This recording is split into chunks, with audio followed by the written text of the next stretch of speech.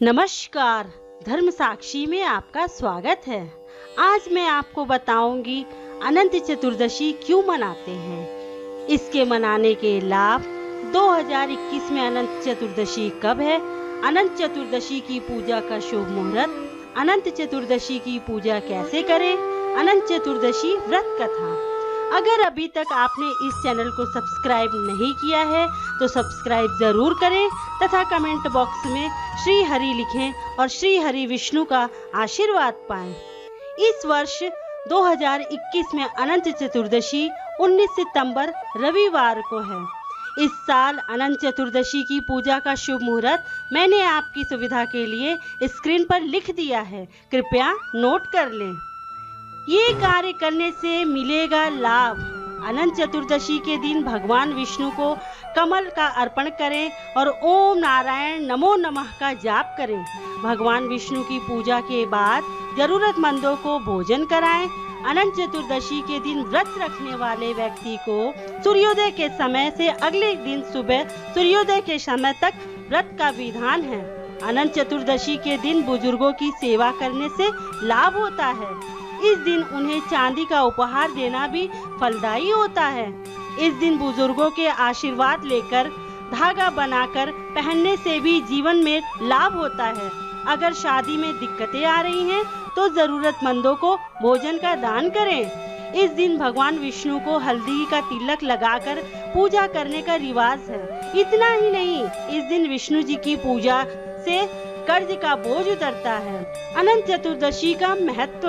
अनंत चतुर्दशी की शुरुआत महाभारत काल से हुई थी। पौराणिक मान्यता है कि इस दिन भगवान विष्णु ने सृष्टि की शुरुआत में 14 लोकों तल, अतल, वितल, सुतल, तलातल, रसातल, पाताल, भू, भुव, स्व, जन, तप, सत्य, मह की रचना की थी। इतना ही नहीं, इन लोकों की रक्षा और पालन के लिए भगवान विष्णु खुद भी 14 रूपों में प्रकट हुए थे, जिससे वे अनंत प्रतीत होने लगे। और यही वह वजह है कि इस दिन विष्णु भगवान के अनंत रूपों की पूजा की जाती है। अनंत चतुर्दशी का व्रत भगवान विष्णु को प्रसन्न करने और अनंत फल देने वाला माना गया है। ऐसा माना गया है कि अगर इस दिन व्रत रखने के साथ साथ कोई व्यक्ति विष्णु सहस्त्र नाम स्तोत्र का पाठ करता है तो उसकी सारी मनोकामनाएं पूर्ण हो जाती हैं। ये व्रत महिलाएं सुख, समृद्धि, धन्य धान्य, संतान प्राप्ति के लिए करते हैं। अनंत चतुर्दशी पूजा की विधि। इस दिन प्रातः काल उठकर स्नान ध्यान करने के बाद पूजा स्थल पर कलश स्थापित करें। इसके बाद कलश पर भगवान विष्णु की तस्वीर भी लगाएं। इसके धागे को कुमकुम, केसर और हल्दी से रंग कर अनंत सूत्र बनाएं। इसमें 14 गांठें लगी होनी चाहिए। इन सूत्रों को भगवान विष्णु की तस्वीर के सामने रखें। अब भगवान विष्णु और अनंत सूत्र की पूजा करें और मंत्र का जाप करें। इसके बाद अनंत सूत्र को बाजू में बांध लें। माना जाता है कि इस सूत्र को धारण करने से संकट का नाश होता है। अनंत चतुर्दशी व्रत कथा। एक बार महाराज युधिष्ठिर ने राजसूय यज्ञ किया था। उस समय यज्ञ मंडप का निर्माण सुंदर तो था ही, अद्भुत भी था।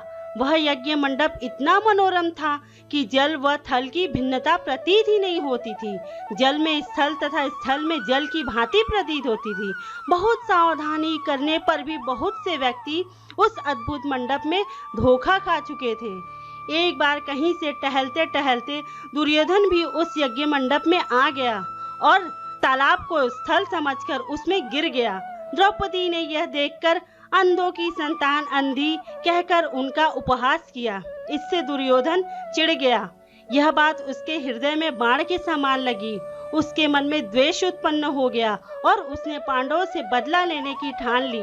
उसने बदला लेने के लिए पांडवों को दूत क्रीड़ा में हराकर उस अपमान का बदला लेने की सोची। उसने पांडवों को जुए में पराजित भी कर दिया। पराजित होने पर प्रतिज्ञा अनुसार पांडवों को 12 वर्ष के लिए वनवास भोगना पड़ा। वन में रहते हुए पांडव अनेक कष्ट सहते रहे। एक दिन भगवान कृष्ण जब मिलने आए तब युधिष्ठिर ने उनसे अपना दुख कहा और दुख दूर करने का उपाय पूछा। तब श्री कृष्ण ने कहा, हे युधिष्ठिर, जुआ खेलकर लक्ष्मी जी का अपमान किया, इसलिए वो तुमसे रुष्ट हो गई हैं। तुम विधि पूर्वक अनंत भगवान का व्रत करो, इससे तुम्हारा सारा संकट दूर हो जाएगा और तुम्हारा खोया राज्य पुनः प्राप्त हो जाएगा। इस संदर्भ में श्री कृष्ण ने उन्हें एक कथा सुनाई। प्राचीन काल में सुमंत नाम का एक नेक तपस्वी ब्राह्मण था। उसकी पत्नी का नाम दीक्षा था। उसकी एक परम सुंदरी धर्मपरायण तथा ज्योतिर्मयी कन्या थी जिसका नाम सुशीला था। सुशीला जब बड़ी हुई तो उसकी माता दीक्षा की मृत्यु हो गई। पत्नी के मरने के बाद सुमंत ने कर्कशा नामक स्त्री से दूसरा विवाह कर लिया। सुशीला का विवाह ब्राह्मण सुमंत ने कौंडिन्य ऋषि के साथ कर दिया। विदाई में कुछ देने की बात पर कर्कशा ने दामाद को कुछ ईंटें और पत्थरों के टुकड़े बांधकर दे दिए। कौंडिन्य ऋषि दुखी हो अपनी पत्नी को लेकर अपने आश्रम की ओर चल दिए, परंतु रास्ते में ही रात हो गई। वे नदी तट पर संध्या करने लगे।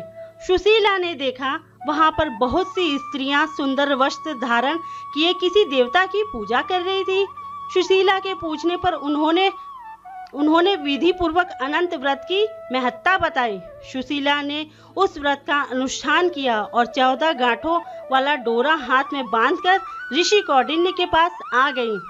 कौंडिन्य ने सुशीला से डोरे के बारे में पूछा तो उसने सारी बात कह दी। उन्होंने डोरे को तोड़कर अग्नि में डाल दिया। इससे भगवान अनंत जी का अपमान हुआ। परिणामतः ऋषि कौंडिन्य दुखी रहने लगे। उनकी सारी संपत्ति नष्ट हो गई। इस दरिद्रता का उन्होंने अपनी पत्नी से कारण पूछा तो सुशीला ने अनंत भगवान का डोरा जलाने की बात कही। पश्चाताप करते हुए ऋषि कौंडिन्य अनंत डोरे की प्राप्ति के लिए वन में चले गए। वन में कई दिनों तक भटकते भटकते निराश होकर एक दिन वह भूमि पर गिर पड़े। तब अनंत भगवान प्रकट होकर बोले, हे कौंडिन्य, तुमने मेरा तिरस्कार किया था, उसी से तुम्हें इतना कष्ट भोगना पड़ा। तुम दुखी हुए, अब तुमने पश्चाताप किया है, मैं तुमसे प्रसन्न हूँ। अब तुम घर जाकर विधि पूर्वक अनंत व्रत करो। 14 वर्ष पर्यंत व्रत करने से तुम्हारा दुख दूर हो जाएगा। तुम धन धान्य से संपन्न हो जाओगे। कौंडिन्य ने वैसा ही किया और उन्हें सारे क्लेशों से मुक्ति मिल गई। श्री कृष्ण की आज्ञा से युधिष्ठिर ने भी अनंत भगवान का व्रत किया, जिसके प्रभाव से पांडव महाभारत के युद्ध में विजयी हुए तथा चिरकाल तक राज्य करते रहे। व्रत कथा पूर्ण हुई। बोलो अनंत भगवान की जय। अनंत भगवान आपकी मनोकामना पूर्ण करें। इसी के साथ विदा लेती हूँ। श्री हरि।